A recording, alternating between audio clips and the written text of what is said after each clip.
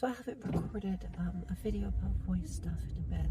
And I was about to go to the grocery store, and it turned out that the grocery store I was closed temporarily and had a sign on the door. So now I have to drive all the way across town. But a lot of what I'm recording in the car is that the distractions of driving and other things sort of forces a casualness to the voice, where I'm more likely to be in a voice that I can get into quickly, that is kind of more sustainable than when you sit there and like really hyper focus in a way that like might not work in every day. Now, the aspect that I've been trying to add is this sort of breathiness, right?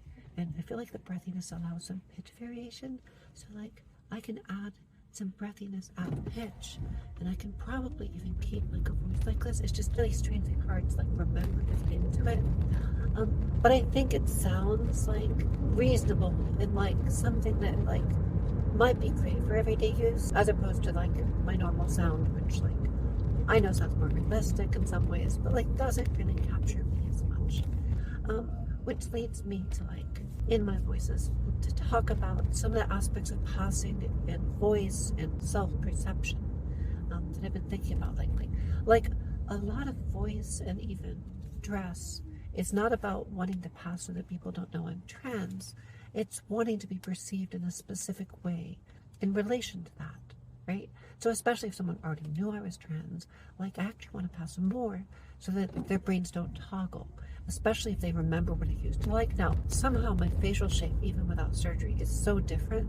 I have a bit of a hard time toggling in my head what I used to look like with what I look like, which is what used to make me the most dysphoric.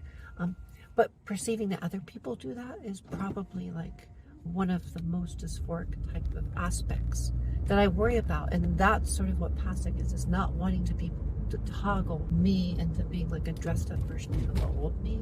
It doesn't matter if they know that I transitioned. It's just wanting them to perceive me as me. Now with voice, it's similar, but there's also aspects of it that relate to like how I'm perceived as a person. So like a harsh sort of like sultry voice might get gendered correctly.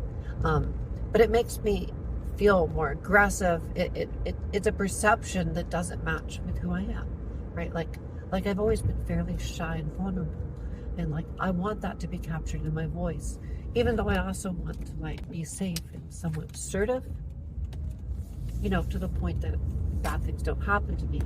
So adding this softness to my voice, rather than going for like things that have more of a hard quality, is something I want to go for.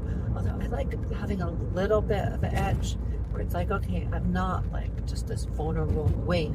It's like I have a little bit of an edge to me, just not the one that would come across in a voice like this or super mommy like voice like that, right? So it's like adding in some air at pitch, but maybe having a teeny edge to it like this.